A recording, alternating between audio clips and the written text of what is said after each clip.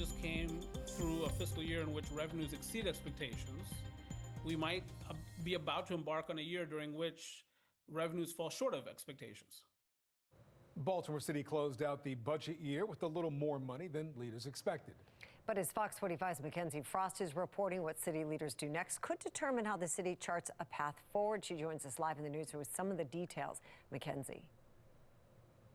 Yeah, Mary Kai, state income tax revenue brought in more money than city budget leaders had originally projected, especially when it comes to the potential impacts that leaders were warning about of the federal job cuts. But now some city council members are starting to question what's going to happen after that one-time COVID-era money dries up and the city continues to spend millions on overtime. A budget briefing. Good morning. Welcome to the Budget and Appropriations Committee. Brought a kernel of good news for the city's bottom line. We were helped out by stronger than anticipated income tax returns. $42 million more in income tax revenue, to be exact. As the fiscal year closed out on June 30th, the city ended up with $66 million more in revenue streams than leaders expected. Income tax revenue is collected at the state level and then dispersed back to local jurisdictions based off of an allocation formula. So it was sort of very out of the norm and very unexpected. The boost in revenue paints a much sunnier picture than the dark days ahead leaders had telegraphed as President Donald Trump started cutting federal jobs, something Congressman Andy Harris, a Republican, described as likely political rhetoric. But I'm not surprised that there was a lot of, the sky is falling kind of rhetoric because the state had an underlying budget problem and they were looking for someone to blame. But Budget Director Laura Larson says the city may not be out of the woods just yet. Just because we didn't see the drop off in FY25, we do know that income tax returns are a lagging indicator of what's happening in the job market in our state. The city implemented a spending freeze, took away agencies' credit cards except for directors, and required stricter oversight for overtime.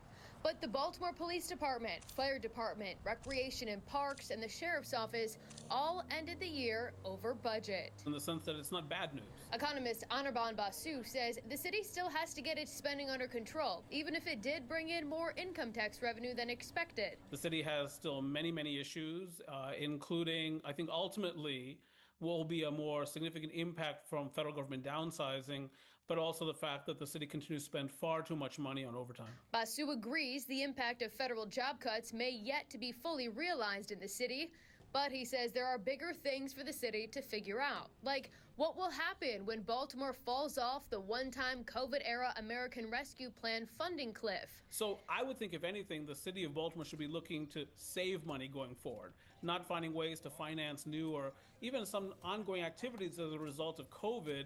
It might be time to resign some of those activities, retire some of those activities, because they're just not financially viable. It's a concern some members of the city council raised to budget leaders too. How is that finalization going to occur? You know, we knew going into this process with ARPA that we were going to be able to test out new things, evaluate their impact, and then make decisions about, what, if anything, we would be able to continue post the award deadline.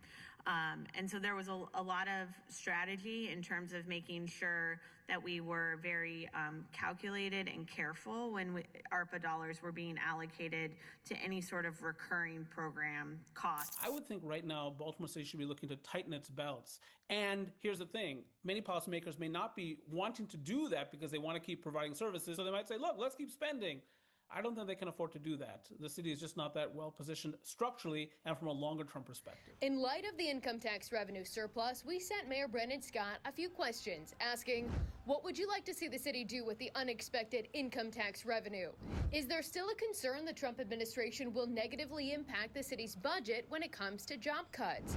Do you want to keep all of the city employees who were hired using ARPA money after the funding runs out? In response, the mayor's office says the surplus funding will be taken, quote, into account while funding general expenditures, including agency deficits and other carry-forward commitments.